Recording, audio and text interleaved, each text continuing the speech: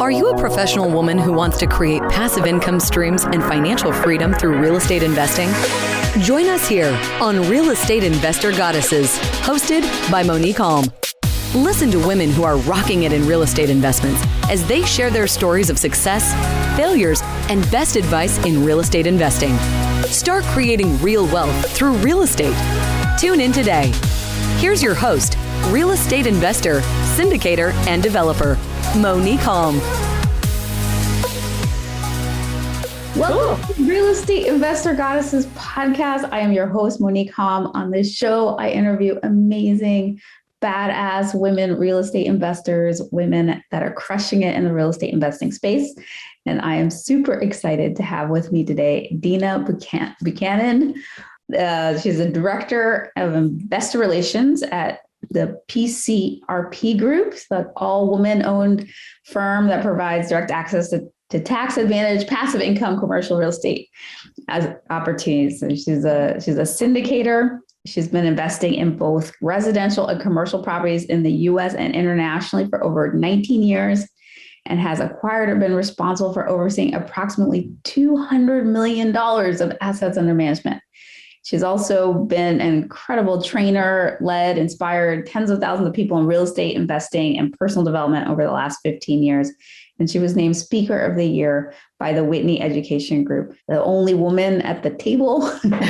Yeah, definitely with experience. For sure. Yeah. It's been great. And thanks so much for having me on, Monick. It's such an honor and a pleasure to be here. So excited to have these great conversations, about empowering ourselves and taking it to the next level for everybody, whatever that looks like. Yeah. Being the only woman at the table, that's always interesting, right? I kind of felt like I've made it my superpower.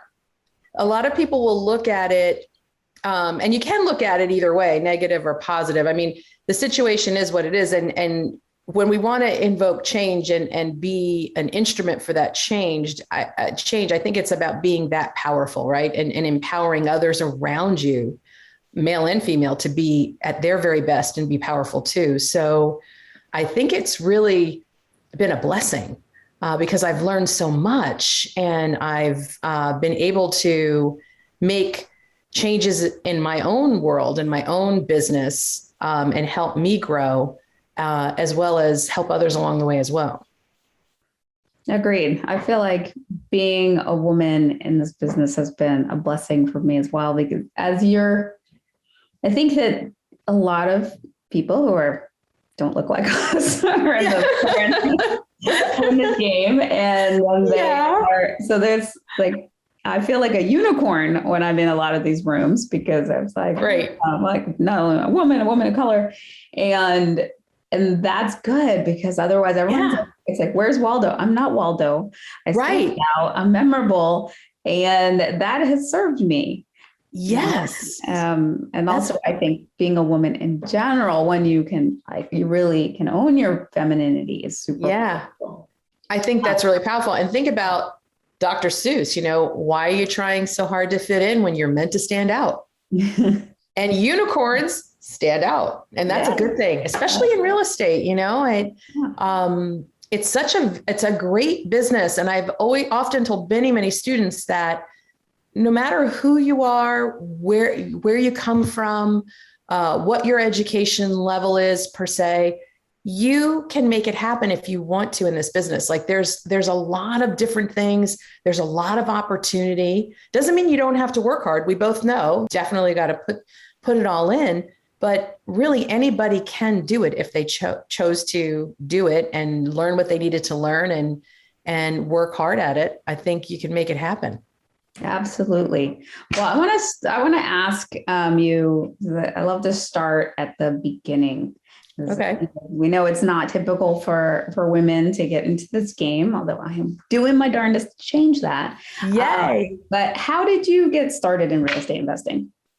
So my husband and I wanted to start our family. And we always joke because we got married like in our mid 30s. So we wanted to start a family. It was like, okay, great, get married. If we want to start a family, it's like now or not. Like we started at that time where it was like, All right. And we thought we both had really good, high paying jobs. We both educated ourselves. We both came from families that were very hardworking, loving families, but did not have any, in means to help us get the type of education we got. So we both worked, got our own degrees and advanced degrees and paid for them, which was great. We definitely earned them and appreciated them. And they led us to some really great jobs at the time, or what we thought were great jobs, but we didn't have to be mathematicians to figure out, well, hey, if one of us, me, stays home with the kids, that literally cuts our income in half. And we had it on good authority that kids were expensive, and that was true. So it just didn't seem like a good idea to increase your expenses and decrease your income. We were looking on, well, what could we do? We looked at franchises. We looked at different businesses. I knew that I wanted to own a business. I've always known that. My parents owned businesses. My dad was a chef, so we owned a restaurant. And they worked very hard in the business, but that's kind of what I grew up with. So it's what I thought I would always do. And so I wanted a business. My husband did too. We just didn't know what. But everything that we studied all came back to well, how did they get the building? How did they get the land? And we found ourselves just fascinated with real estate. And we went and got educated.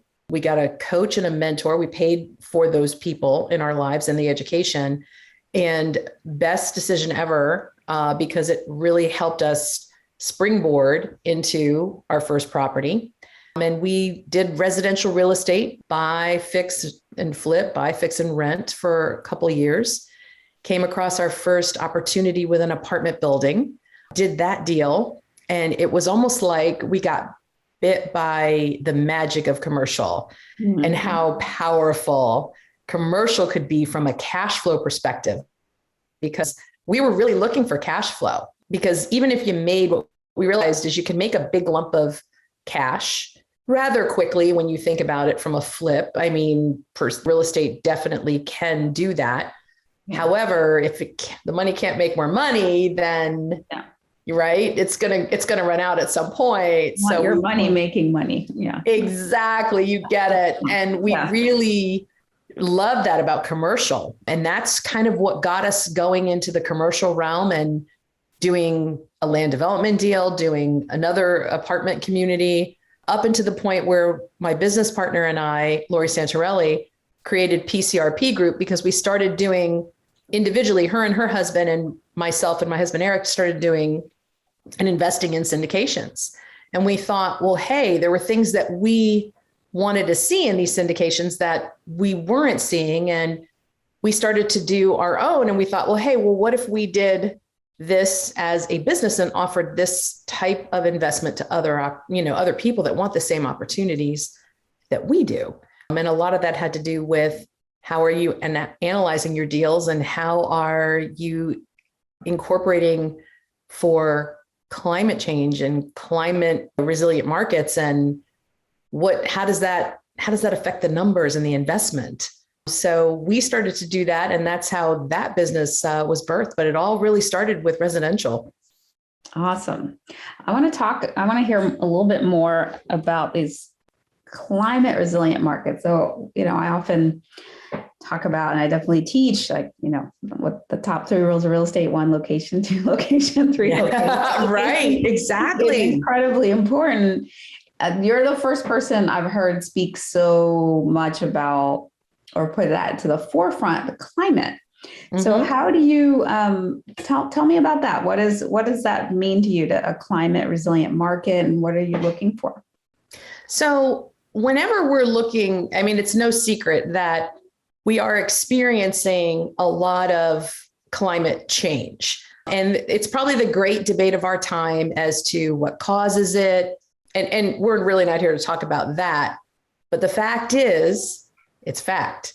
And if we look at an investment, we're going to do a $70 million investment project in a city, and we're going to be coastal, we would be really remiss not looking at weather patterns and the fact that, hey, a hurricane could hit, tornadoes, major storms, and what happens to the investment and the investors that have money in that investment.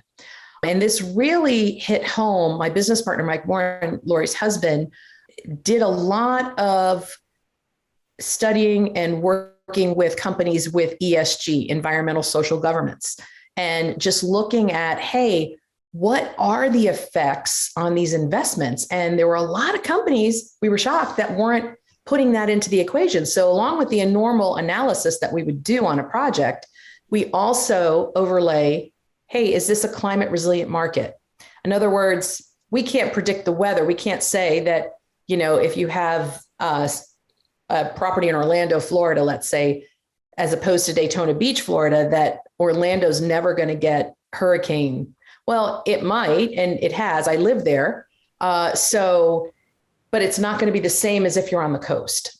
Right. So there's a little difference there. So we stay definitely inland, which is what we would consider climate resilient. And we take into account, hey, how much of a risk is here? And this really started, Monick, when we found out companies like State Street Capital, BlackRock are actually incorporating this into their underwriting. So there's going to be a point in time where they're not only going to look at what these investors are buying or the sponsors are buying right in the moment, but they're also going to look at the rest of their portfolio. And if it is at risk or they feel like there's a climate risk, they may not underwrite. And it's affecting insurance as well, because insurance companies are dropping homeowners if they're in markets where they feel there's too high of a risk. And we all know what happens when if several insurance companies drop out and it leaves only one or two there, what happens to the rates? They're going to hike up, or worse, this might not be able to be insured. And if it's not able to be insured, it's not going to be underwritten by any lender. So these are the kinds of things that we were looking at, and nobody really had the answers to those questions. So we started to put together our business, our program, and we focus on climate resilient markets. What are some of the markets you're investing in? So we look at anything non-coastal. So the markets that we've done and continue to work in are the Atlanta, Georgia area, or anything really in Georgia, non-coastal, the Carolinas, Colorado Springs, even Central Florida. So it would be more markets that are akin to that, Boise, Idaho, think places like that. Okay. It was funny. If you looked at, I was joking with my kids, we were watching the Weather Channel, and my son is just turned 13. He goes, that wouldn't be one of your markets, Mommy. And he was looking at the Gulf of Mexico. Like, nope, that wouldn't be one of our markets. There's a potential hurricane or tsunami. He goes, yeah, that makes sense, right? Yeah. And you see, it's interesting because we have these things happening, and a lot of people are not, I'm shocked that they're not looking at it. But when people like BlackRock and State Street Capital are looking, you got to look. Yeah, that's so true. It's a good point. All right. I'm going to switch gears a little bit. I'm going to ask my favorite question, because I think that we learn so much more when things don't go well. Oh, yeah, for sure. So what would you say, what was your biggest mistake and what have you learned from it? Our biggest mistake, we were doing a larger commercial deal, and we partnered in with people that we thought we vetted, and we did to the best of our knowledge. It just was not a good partnership. And I don't think they were bad people. I know that we weren't bad people, but what happens is when you've got people that are not as educated as they need to be, when intellect is low, emotion is high. And when emotion is high, mistakes are made.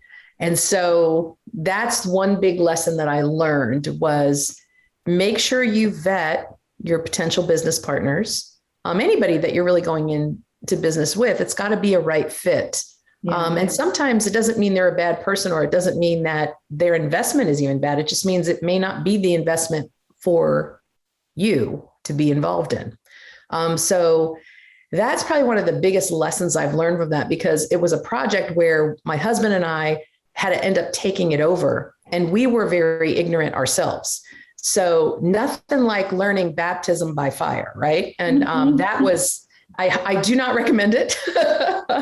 And, you know, I'd like to say, you know, we ended up okay. We did. I mean, we survived it, but there was a lot of things along the way that, back up against the wall moments that I wouldn't wish on anybody. And it really came from not having enough knowledge when I was going into it. And so that's one of the big things I'm a big, big fan of, is really getting educated. And at the same time, I'm also a big fan of taking action, right? So, but it's an educated action that is going to end up being, you know, your best friend, is what I've learned. Yeah, you need education for effective action. Wow. Absolutely. It's not just education sit there when kind of work. Right. Like, you go, you know, because then you know a lot of things, and but you're never going to know everything. Anyway. Right. You're not getting a return on that. Yeah. It's just sitting up here in your head. Yeah. And not actually taking the benefit of knowing that. So yeah, I think that's probably the biggest lesson. And my husband and I are both education, coaching. It made a huge difference in everything that we've done, for sure. Likewise. So flip side, what are you most proud of in real estate investing? Yeah. Because the first thing I think of is our family, our kids. They're amazing. I mean, they're the best things I think we always say that's our best investment right there, our best investment of our time and being able to be a part of their lives. But the best thing that we've done is real estate and passive income. And that's one of the reasons, again, I'm so passionate about what we do at PCRP, because we help people have kind of an independent lifestyle, because they can take their money and have their money work for them and create a residual income. And so I think the thing that I'm most proud of is that we did that for ourselves, and now we get to do it for other people, because it's meant so much to us to have those moments and those vacations and the opportunities that we've had and that we could give to our children, our family, and bless a lot of people around us. So I think that's the thing I'm most proud of, is creating it for other people. I love that. As a syndicator too, I can. Right. It's like when you get to do what we do, you know that everyone you talk to, that this is going to make such a difference for them.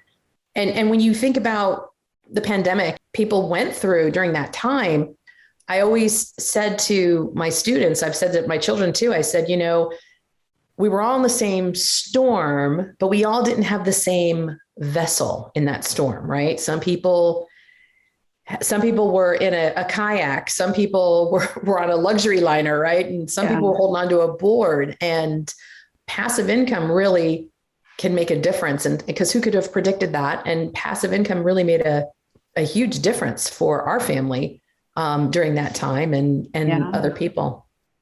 Now, when I think about where we were in 2008 versus this 2020, 2008, I felt like we didn't quite have a board. Maybe we were on a surfboard, but it wasn't.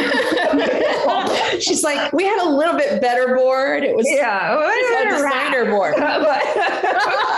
Maybe we had a raft, but it was pretty rough seas. Let me tell you. Yeah. And then this time I feel like, okay, I have a nice boat here. You know, this is good, right? I could do this for a while. You know, yeah, it's like, okay, I have a boat with a roof and cover. At least we're covered. We're covered in this story. It's a pretty good little boat, a pretty good, houseboat. Yeah. That we're gotten to.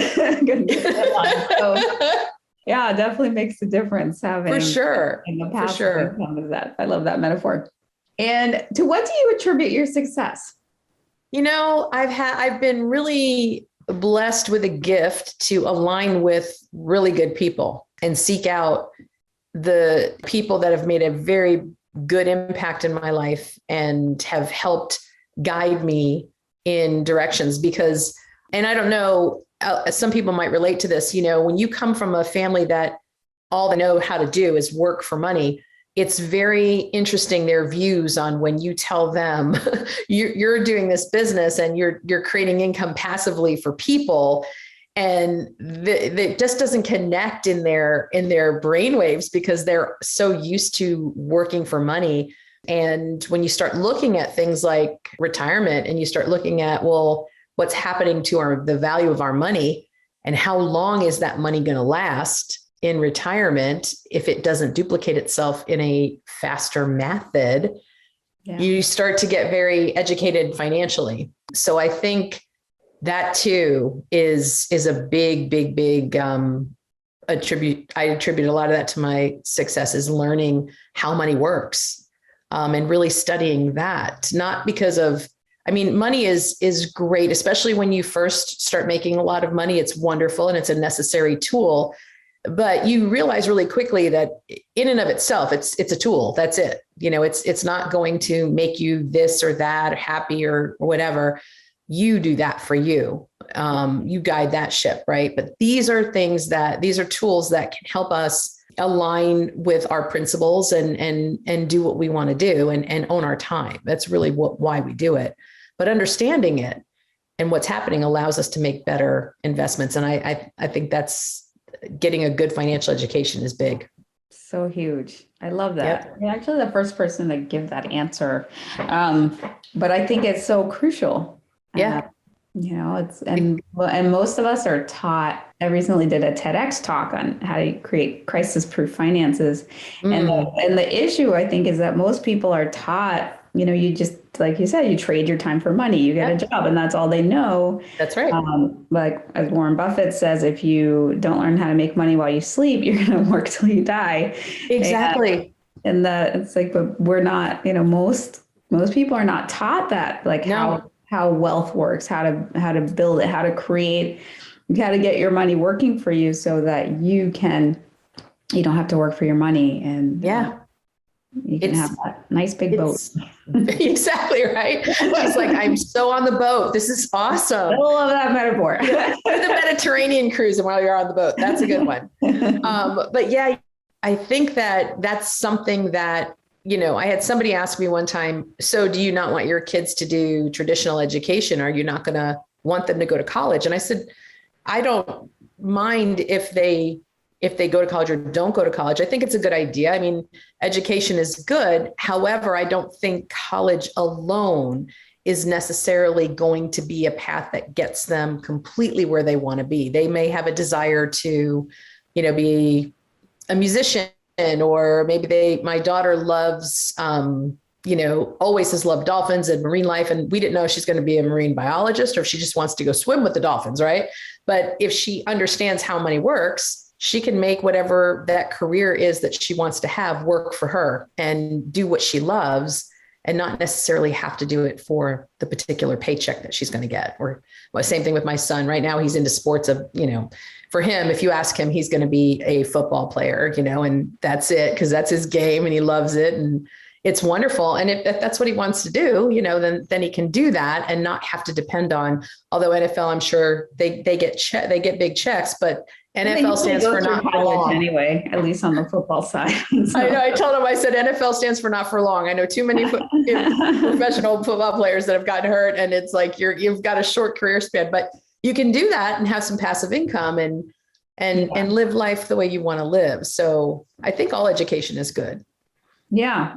Well, they say formal education will make you a living. Self-education will make you a fortune. Yeah. And I think that's a good one. That's like with my kids, one went to college, the other one, he's a musician.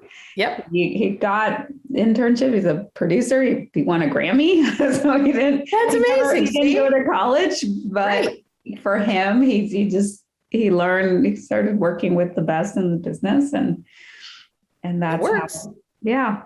And right, you align with what college is there. Should he choose to ever go back and do that? It's not going anywhere. But exactly, wasn't necessary. No, not always. Not always. I think a lot of kids are pushed. I know I was to do that, and sometimes you feel like you're going through the motions of things. I remember feeling like I'm doing the right thing, but it just didn't feel 100% me. Yeah. Right. So this does. Yeah. I'm so happy. I'm grateful I found real estate. Me too. Me too. So what advice do you have for a woman who's just starting out in this field?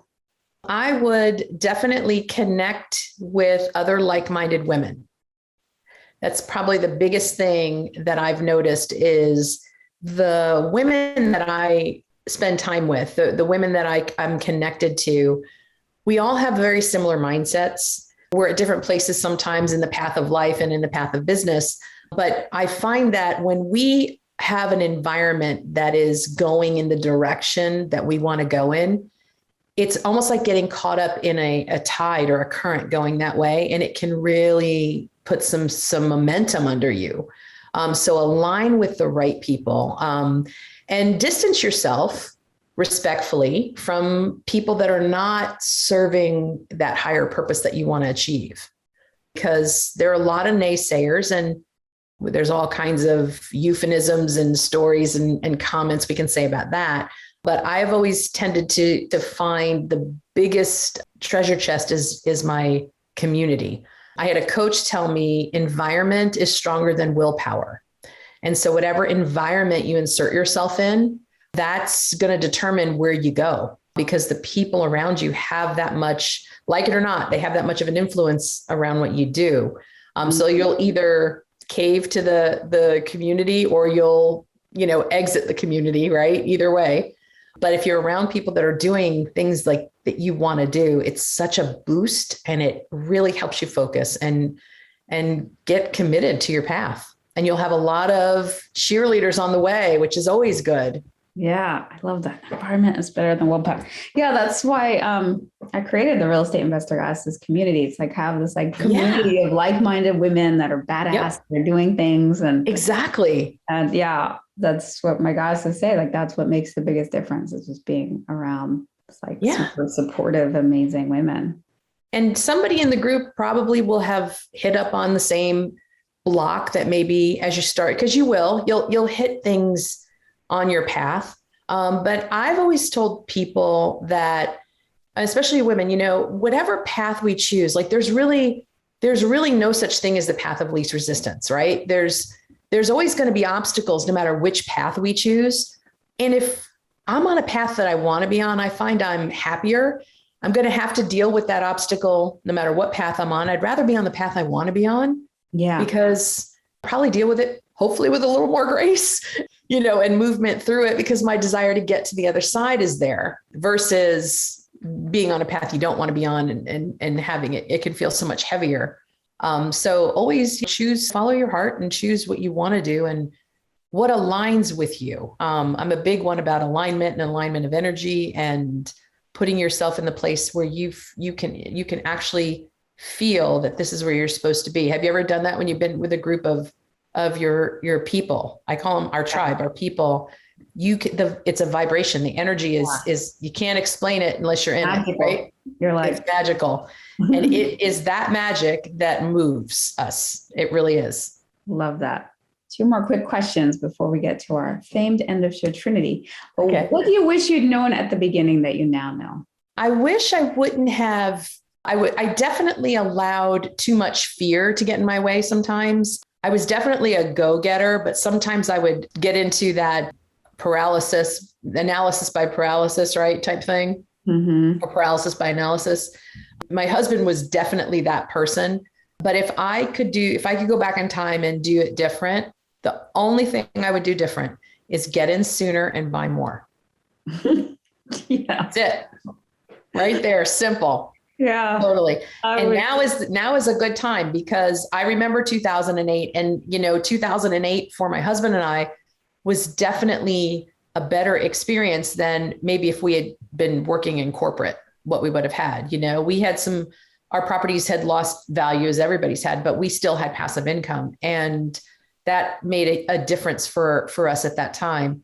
And I just think that when I look back at that time and I look back at 2020 and what happened, I was like, thank God for real estate. This is amazing. It's definitely a game changer for sure. So I wish I would have started sooner, and I wish I would have bought more. Amen. Somebody who's listening that's like, oh, I wish I could have bought sooner too. Can we rewind, right? Can we just go back, right? Can we just have the flux capacitor from back to the front for just a few minutes? But it's like they say like investing in real estate, like planting a tree. When was the best time ago? When was the best time? 20 years ago. When's the next best time? Today, like right now. True. So yeah, you can't. Yeah, it would be great if we could all go back. I know. Buy then, but you can buy now, and yes. And then in 20 years, people will be like, "Gosh, I wish I'd." I always right? Get involved now. Like the best time to do anything you want to do is when you want to do it. Because if you put it off, it's not going to happen, right? And I know I'm the queen of like, I'm going to clean that closet at some point, and then a month later, it's like, oh yeah, I was going to do that, right? Oh, it's still there, yeah. So, what is the best way for people to reach you and find out more about what you do? Anyone that is listening that's an accredited investor that is looking to get some advice on syndications, or you want some more knowledge about what we do and how we invest, you can go ahead to our website, PCRPgroup.com. You can click on there and you can actually, I think, get a link to my Calendly, or you can email me directly, Dina@PCRPgroup.com. And I can send you a link to my Calendly and we can chat. I can set aside some time. And it's one of my favorite things to do it's why I'm in charge of investor relations, because I love to help people grow to their next level of greatness and help be an instrument for them and be a vessel, because somebody did it for me and it's really meant the world to my family and myself. I always say this has changed my family's financial DNA forever. I love it. All right. So now it's time for our famed end of show Trinity, which is a brag, a gratitude, and a desire. So what is one thing you're celebrating right now? What is your brag? My brag? Oh my gosh. Well, my brag is I lost 10 pounds. So I was very happy about that. That's my brag. And I just, bragged. waited today because that's always been the battle of the bulge has always been my thing. So I'm breaking through that with some coaching and some help and good, solid people around me for that as well. So see, it works in all realms. Well bragged, especially at this time of year when a lot of people's weight's going right in the opposite direction. That's why I started now. I was like, you know what? I can make this. Yeah, I can make this go one way or the other. So. And what is one thing you're grateful for? Oh my gosh, I'm so grateful, obviously, for my family and my supportive husband, but all the mentors that I've had, the people that have really shaped who I am today, men and women that I've gotten the honor to work with and be with. So grateful for them and being a part of this business, this industry, for sure. And there've been many. Beautiful. And last but not least, what is one thing you desire? In today's tumultuous times, I think that one of my big desires is to see more peace in the world. Amongst people and more togetherness. We're so much more powerful when we are connected and together. There's such a divide with people these days. And it's right or wrong, left or right, black or white. There's no, room for gray in there. And I think that would be a huge blessing, especially since those of us that have children, getting them to be a part of a world like that, I think would make everybody be proud and have it be a better place for all of us. Well, so shall your desire be, or so much better than you can imagine. Yes. Thank you. So thank you for this awesome conversation, Dina. Yeah, this was so amazing and fun. Yeah. It's that synergy. It's that like-minded people, right? Yes. So y'all, if you want to connect with Dina, you can find her at PCRPgroup.com. You can email Dina at PCRPgroup.com. Connect with me at reigoddesses.com. There you can find out about our investor club and our passive investing opportunities, get into our community of like-minded goddesses, our mentorship groups and coaching, education. So all of that is at reigoddesses.com. And definitely don't forget to subscribe and like and give 5-star reviews. All those things. All the things. And join us next time for another Real Estate Investor Goddesses podcast interview. Bye-bye. You have just listened to another episode of Real Estate Investor Goddesses. a show dedicated to sharing stories of women creating real wealth through real estate. If you found value on what you just heard, feel free to share with your friends. Visit us at reigoddesses.com to learn more about our programs and live events, as well as to access other resources. Until next time.